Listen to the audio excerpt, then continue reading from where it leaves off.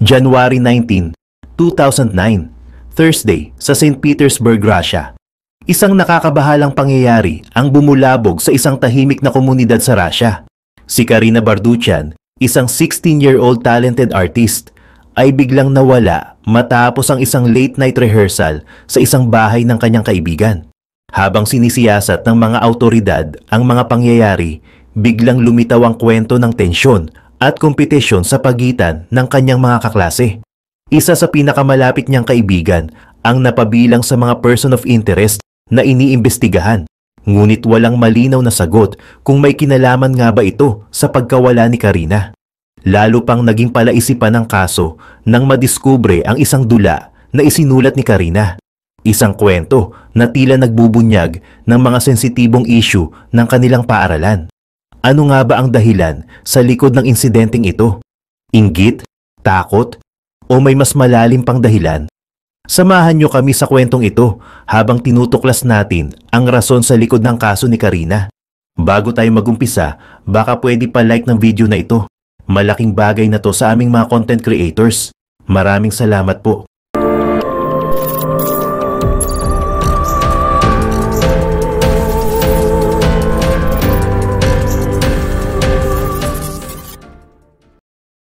Si Karina ay isang dalagitang may simpleng pangarap. At ngayon, ipapakilala ko siya sa inyo. Isang 16 years old na mahilig magsulat ng tula sa kanyang silid. Sa loob ng kwarto ni Karina Ban, may mga stuffed animals pa sa kanyang kama. Bagay na nagpapakita kung gaano pa siya kabata at kung gaano karami pang pangarap ang maaari sana niyang matupad. Ngunit sa isang gabi lang, lahat ng iyon ay nawala sa pinakabrutal na paraan. Year 2009, habang ang mundo ay patuloy na bumabangon mula sa isang global financial crisis, si Karina naman ay nagsusumikap sa St. Petersburg, Russia. Upang kumita ng karagdagang pera, naglalagay siya ng promotional flyers sa iba't ibang bahagi ng lungsod sa pagitan ng kanyang mga klase. Malaki ang kanyang mga pangarap, makapasok sa isang paaralan ng teatro, maging isang aktres at balang araw, makarating sa Amerika. Puno ng tula ang kanyang mga notebook, mga tula na sinulat ng may umiigting na damdamin. Mga salita mula sa isang kabataan na puno ng emosyon at pangarap. Ngunit ngayon, mas mabigat isipin ang kahulugan ng mga iyon dahil hindi na niya nagawang magsulat pang muli. At dito, nagsisimula ang madilim na bahagi ng kanyang kwento. Hindi lang ito simpleng kaso ng krimen. Mas malalim ang ugat nito, isang kwento na nagpapakita ng mga kakulangan sa sistemang dapat sanay nagprotekta sa kanya. Si Karina ay mahilig sa alternative music, lalo na sa heavy metal, isang normal na interes para sa maraming kabataan. Ngunit, sa isa sa mga concerts na kanyang dinaluhan, may isang taong dumating sa kanyang buhay, isang taong hindi lang nagbago ng kanyang kapalaran, kundi tuluyang tumapos dito. Si Maxim Guatish, 19 years old. Isang part-time butcher at lead singer ng isang gothic band na tinatawag na Sherry. Sa unang tingin, maaaring magmukhang isang kwento ng musika at romansa, ngunit sa katotohanan, malayo ito sa ganoon. Dahil sa likod ng kanyang imahe, si Maxim ay may madilim na nakaraan. Noon pa man, na-confine na siya sa isang mental institution. May record siya ng pagmamalupit sa mga hayop, maraming babala, mga red flag na kitang-kita para sa isang mas nakatatandang tao. Ngunit sa isang 16 years old, hindi laging ganoon kadali makita ang panganib. Mula pa lang sa simula, may kutob na siya. At nang mapansin niya ang kakaibang pagtrato ni Maxim sa kanyang anak, nagbigay siya ng babala. Sa isang panayam, sinabi niya, "Pakiramdam ko, nilalaro niya ang emosyon ng anak ko. Masyado siyang matanda para kay Karina. At hindi maganda ang pakiramdam ko tungkol sa kanya." At hindi lang iyon. May ibang kasintahan si Maxim noong panahong iyon. Ngunit pinili niyang panatilihin si Karina sa kanyang paligid. Isang reserba, isang pagpipilian, hindi bilang isang tunay na kasintahan. Alam ni Nadia na may mali. Gumawa siya ng paraan upang pigilan ang anak niya. Ngunit kung ikaw ay isang kabataan na umiibig, minsan, mas nagiging matibay ang iyong kagustuhan kapag mas pinipigilan ka. Ngunit sa katotohanan, Hindi lang si Maxim ang nagkulang kay Karina, nagkulang ang sistema. Nang hindi nito natukoy ang mga babala sa ugali ni Maxim, nang hindi nito nabigyan ng sapat na suporta ang mga kabataang maaaring nasa panganib, nang naging normal sa lipunan ang mas matatandang lalaki na nakikisalamuha sa mas bata sa isang mapanlinlang na paraan. At ngayon, pag-usapan natin ang huling gabi ni Karina. Nagsimula ito sa isang tawag. Tumawag siya sa kanyang ina upang magpaalam kung maaari siyang manatili sa bahay ng isang kaibigan upang tapusin ang isang history project. Isang pamilyar na dahilan, isang bagay na madalas sabihin ng mga kabataan upang makalabas ng bahay. Ngunit ang sagot ng kanyang ina, mas gugustuhin ko pang bumagsak ka sa subject kaysa lumabas ka ngayong gabi. Ang sagot ni Karina, Ma'am, huwag kang mag-alala. Uuwi ako bago mag 7 AM. Alam ko ang ginagawa ko. At ang mga salitang iyon, hindi na mawawala sa isip ng kanyang ina dahil hindi siya sa kaibigan niya pupunta. Naanyayahan siya sa isang maliit na pagtitipon sa apartment ni na Maxim, Yuri Masov at isang babae na si Etina Zova. At dito na naging tunay na nakakabahala ang kwento. Nang ma-recover ang mga text messages ni Maxim bago pa dumating si Karina, isang bagay ang lumutang. Tinawag niya ang dalaga bilang isang karne. The meat is coming, ang sabi nito. Habang si Karina ay abala sa paghahanda, nag-iisip ng susuotin at marahil ay may konting excitement sa kanyang puso. Iba ang nakikita ni Maxim sa kanya. Hindi siya isang tao, hindi siya isang individual. Para kay Maxim, isa lamang siyang bagay. Dumating ang 7 AM. Wala pa rin si Karina at doon na nagsimulang mag-alala ng husto ang kanyang ina. Ginawa niya ang lahat ng tama. Tinawagan niya ang anak niya ng paulit-ulit. Kinausap niya ang mga kaibigan nito. Pumunta siya sa pulis. At nang makarating siya sa presinto, isang pangalan lang ang sinabi niya sa mga opisyal. Hanapin niyo si Maxim. Sa labis na pag-aalala, binasa ni Nadia ang diary ng kanyang anak. Pilit binubuo ang mga piraso ng misteryo. Umaasang may mahahanap siyang sagot. Alam niyang si Maxim ang dahilan ng pagkawala ni Karina. Wala pa mang ebidensya noon. Sigurado siyang may kinalaman ito sa pagkawala ng kanyang anak. Ngunit dito, muling nabigo ang sistema. Sa halip na ituring ito bilang isang seryosong kaso ng pagkawala, tinrato ito ng mga pulis bilang isang ordinaryong kaso ng teenage runaway. Dahil tila, ganoon na lang ang trato ng lipunan sa mga nawawalang dalagitang tulad ni Karina, na parang wala silang halaga. Ang mas nakakapagtaka, walang batas na nagsasabing kailangang maghintay bago i-report ang isang taong nawawala. Hindi sa Russia, hindi sa US, wala kahit saan. Pero sa kabila nito, patuloy na nagiging normal na gawain ng mga awtoridad ang maghintay bago umaksyon. Isang unofficial wait-and-see approach na tila nakatanim na sa sistema. Dahil sa pananaw ng lipunan, ang mga kabataang babae ay madalas na nagpapapansin lang o nagpapakasutil. Noong 2009 sa Russia, gaya ng maraming lugar hanggang ngayon, isang toxic pattern ang umiiral. Kapag nawawala ang isang teenager, sa halip na seryosohin agad, madalas ay pinapabayaan lang ito. Baka nasa bahay lang ng kaibigan. O babalik din yan kapag gusto niyang mapansin. Ngunit ang katotohanan ay nakakatakot. Ayon sa National Center for Missing and Exploited Children, ang unang 48 hours matapos mawala ang isang tao, ang pinakamahalagang oras para matagpuan siyang buhay. Sa loob ng 2 linggo, tiniis ni Nadia ang isang bangungot na hindi kayang ilarawan ng kahit anong salita. Nilagyan niya ng mga flyers ang buong lungsod. Nagsumamo siya sa kahit sinong maaaring may impormasyon. Halos hindi na siya natulog, pilit hinahanap ang anak niya. Pero sa kabila ng lahat ng ito, mas malala pa ang totoo kaysa sa kahit anong pinakamasamang bangungot. Matapos ang investigasyon, lumabas ang isang nakakakilabot na katotohanan. Plinano na nina Maxim at Yuri ang lahat. Hindi ito isang crime of passion. Hindi ito isang aksidenteng nagkamali lang. Matagal na nilang pinaghandaan ang gabing iyon. Nang makaalis ang ibang bisita, naiwan si Karina sa apartment kasama sina Maxim at Yuri. Sa puntong iyon, inanyayahan siya ni Maxim na maligo kasama niya At dito na natapos ang buhay ni Karina. Hindi siya namatay agad. Hindi ito naging mabilis. Hindi ito naging madali. Dahan-dahan siyang nalunod. Habang umiiyak, nagpupumiglas, at nagmamakaawa sa taong inakala niyang kaibigan. Pero mas lalo pang lumala ang kasunod na nangyari. Sa kabilang kwarto, naroon si Etina Zova, isa sa kanilang mga kasama sa bahay. Sa kanyang testimonya sa korte, sinabi niyang narinig niya ang tunog ng tubig at mga ingay mula sa banyo. Pero hindi siya nabahala. Natutulog siya nang marinig ang tunog ng tubig at kung ano-anong ingay, pero hindi niya inisip na may masamang nangyayari. Nagising siya at nagtangkang sumilip pero pinigilan siya ni Yuri sa hallway. Sinabihan siyang bumalik na lang sa kama. Nagtaka siya pero hindi niya naisip na may isang kakilakilabot na krimen nang nagaganap sa loob mismo ng kanilang apartment. Dahil paano mo naman iisipin na ang mga taong nakakasama mo araw-araw ay may kakayahang gumawa ng ganitong klase ng kasamaan. Kinabukasan, nagising si Etina. Pumasok sa trabaho gaya ng isang normal na araw.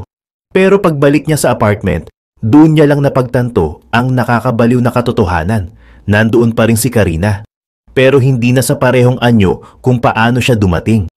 Pagpasok ni Etina sa apartment, nadatnan niya sina Maxim at Yuri na kalmado lang, nanonood ng TV. Parang walang nangyari. Sa lamesa, may isang kumukulong stew, may karne, may patatas, may sibuyas. Inalok siya ng pagkain. Wala siyang dahilan para magduda. Kumain siya. Habang patuloy niyang nilalasahan ang bawat subo, unti-unting bumibigat ang pakiramdam niya. Hindi niya maipaliwanag, pero may kung anong mali. Hindi niya alam kung bakit, pero may isang bagay na hindi tama. At nang sa wakas, hindi na niya kinaya ang kanyang nararamdaman. Tumawag siya sa pulisya. Sa kanya nalaman ang totoo. Ang kinain niya ay hindi ordinaryong pagkain. Ang kinain niya ay si Karina. Nang dumating ang mga otoridad, mabilis nilang inamin ang kanilang kasalanan. Ayon kay Prosecutor Andre Lino, pinira-piraso nila ang katawan ng biktima, kinain ang ilan at itinapon ang iba sa basurahan. At nang tanungin kung bakit nila ito ginawa, ang sagot nila, nagugutom kami. Lasing lang kami. Gaano man nila subukang gawing simpleng dahilan ito, hindi ito kailanman magiging katanggap-tanggap. Ayon sa ulat ni S.G. Stelin, Deputy Head of St. Petersburg Criminal Investigations, inamin nila agad ang krimen. Sinabi nilang ginawa nila ito dahil wala silang pagkain. Ngunit ito ang mas nakakakilabot na katotohanan. Hindi sila naghihirap. Sagana sila sa pagkain. Hindi sila nasa desperadong sitwasyon. Ang St. Petersburg noong 2009 ay isang modernong lungsod. Open ang mga tindahan 24/7. Maraming fast food. Maraming delivery services. May pera sila para sa upa, alak, cellphone, at van equipment. Kailanman, hindi ito tungkol sa gutom. Kapag may isang taong nagsasabing pumatay sila dahil sila'y nagugutom, ang totoo, ang sinasabi nila ay mas grabe pa, na para sa kanila, ang buhay ng isang tao ay walang halaga. Para sa kanila, mas mahalaga pa ang isang trip sa convenience store kaysa sa buhay ng isang teenager. Isang dalagitang may mga pangarap, may mga ambisyon, at may isang inang naghihintay sa kanyang pag-uwi. Habang si Nadia ay naglalakad sa malamig na mga lansangan ng St. Petersburg, dinidikit ang mga poster ng kanyang nawawalang anak. Hindi niya alam na wala na si Karina. Hindi niya alam na habang nagdarasal siyang makuha kahit isang sagot, ang bangkay ng kanyang anak ay pinagpipiestahan na ng dalawang halimaw na itinuring pa niyang kaibigan. Walang rason ang ganitong brutalidad. Nang tinanong ng mga investigador sina Maxim at Yuri kung bakit hindi na lang sila bumili ng pagkain, wala silang matinong sagot. Dahil paano nga ba nila ipapaliwanag ang isang bagay na wala namang dahilan? Hindi mo pinaplano ang isang pagpaslang ng may malamig at kalkuladong presisyon. Hindi mo hinihiwa ang katawan ng isang inosenteng tao at ikinakalat ito sa buong lungsod dahil gutom ka lang. Ginagawa mo ito dahil may isang bagay sa loob mo ang sira na, ang wala, ang tuluyan ng nabulok. Nagulantang ang buong komunidad. Mahirap isipin ang klase ng kawalan ng puso na kayang tapusin ang isang buhay na parang kasinggaan lang ng pag-order ng pagkain sa delivery app. At habang ang publiko ay naghihintay sa paglilitis ni na Maxim at Yuri, marami ang nababalot ng kakaibang curiosity. Paano ba talaga gumagana ang utak ng mga ganitong klaseng tao? May anumang paliwanag ba na maaaring magbigay linaw sa mga nagawa nila? Sa sandaling magsimula ang paglilitis, pareho nilang binawi ang kanilang naunang pag-amin. Ayon sa kanila, pinilit lang daw sila ng pulisya na umamin. Pero ito ba ang muka ng mga taong wala talagang ginawang masama? Isang paglilitis na puno ng pagdurusa. Nang ipakita ang mga larawan ng ebidensya sa korte, mga larawang nagpapakita ng nilutong stew na may lamang bahagi ng katawan ni Karina, may mga nanonood na hindi napigilang masuka. Ang ilan, napaiyak. Ngunit sina Maxim at Yuri, tahimik lang, walang emosyon, walang kahit anong pagsisisi. Ang kasong ito ay isang perpektong halimbawa kung paano hindi lang ang pangunahing biktima ang nasisira sa ganitong klase ng krimen. Bukod kay Karina, may mga pangalawang biktima, mga inosenteng taong naipit sa madilim na katotohanan. Isa na rito si Ekaterina. Akala niya ang mga kasama niya sa bahay ay mga normal na tao. Pero hindi niya alam, nakatabi niya ang dalawang halimaw na may kakayahang kumuha ng buhay nang walang kahit anong pagsisisi. Ang kanyang testimonya sa korte ang nagbigay ng mas malinaw na larawan kung paano gumagalaw ang mga predator sa lipunan. Hindi sila laging mukhang masama. Madalas, nagtatago sila sa anyo ng isang mabuting kaibigan, isang taong mapagbiro, isang kasamang tila walang kakayahang gumawa ng karumaldumal na krimen. Hanggang sa huli na ang lahat, habang si Ekaterina ay naglalakad papasok sa kanyang bahay noong araw ng krimen, wala siyang ideya na sa mismong kusina niya may nilulutong bahagi ng katawan ng isang kaibigan, ang pinakamasakit na bahagi. Sa buong paglilitis, nanatiling walang emosyon ng dalawa. Habang si Nadia, ang ina ni Karina, ay napipilitang marinig ang bawat detalye na ginawa sa kanyang anak. At hindi mula sa mga pulis na may malasakit, kundi mula sa mga balita sa TV. Isipin mo yan, marinig mo ng detalyado ang paraan ng pagkawala ng sarili mong anak mula sa isang news report. Hindi lang iyon, nalaman din niya kung saan natagpuan ang ilang bahagi ng katawan ng kanyang anak, nakaimbak sa loob ng refrigerator ni Maxim. Sa kanyang victim impact statement, sinabi ni Nadia, "Nasira ang buhay namin sa pagkawala ni Karina. Lalo na sa paraan kung paano kinitil ang buhay niya. Ang sakit ay hindi mawawala. Hindi ko pa rin maintindihan kung bakit nila ginawa ito. Pinalaki ko siyang may tiwala sa iba. Akala ko tama iyon. Mali pala ako. Wala nang sense ang buhay ko nang mawala siya at hindi mawawala ang sakit ng pagkabigo kong protektahan siya." Sa huli, parehong nahatulan ng pagkakakulong ang dalawa. 19 years kay Maxim at 18 years kay Yuri. Isang madilim na pagtatapos o simula. Si Maxim hindi nakatapos ng kanyang sentensya. Noong 2017, natagpo ang patay siya sa loob ng kanyang selda. May iniwan siyang sulat, "Natapos ko na ang buhay ko sa katawang ito. Panahon na upang lumisan at ipanganak muli bilang isang bagong tao." Maging sa kamatayan, ginawa niya pa ring tungkol sa sarili niya ang lahat. Hindi tungkol kay Karina. Hindi tungkol sa mga pangarap na ninakaw niya. Si Yuri buhay pa rin at patuloy na nagsisilbi ng kanyang sentensya. Pero para kay Nadia at sa lahat ng nagmamahal kay Karina, ang tunay na sentensya ay panghabang buhay. Ito ang mga birthday celebration na kailanman ay hindi na mangyayari. Ito ang graduation na hindi na niya mararanasan. Ito ang karerang hindi na magsisimula. Isang buong buhay na ninakaw. At may mas nakakatakot pang lihim. Habang si Nadia ay desperadong naghahanap kay Karina, isang ibang kaso ang natuklasan sa parehong bansa. Isang cellphone, walang password. Mga larawan ng isang lalaking may hawak na putol na kamay. Nakangiti, parang isa lang itong ordinaryong selfie. At doon muling nayanig ng takot ang mundo. Dito na nagtatapos ang istorya at malungkot na pagkawala ng isang dalaga nang dahil lang sa mga taong walang puso at walang pagpapahalaga sa buhay ng iba. Kung nagustuhan mo ang video na ito at gusto mong malaman pa ang iba pang malalalim na kaso ng krimen, huwag kalimutang mag-subscribe at i-turn on ang notification bell para hindi mo ma-miss ang susunod na episode. Stay safe and see you in the next video.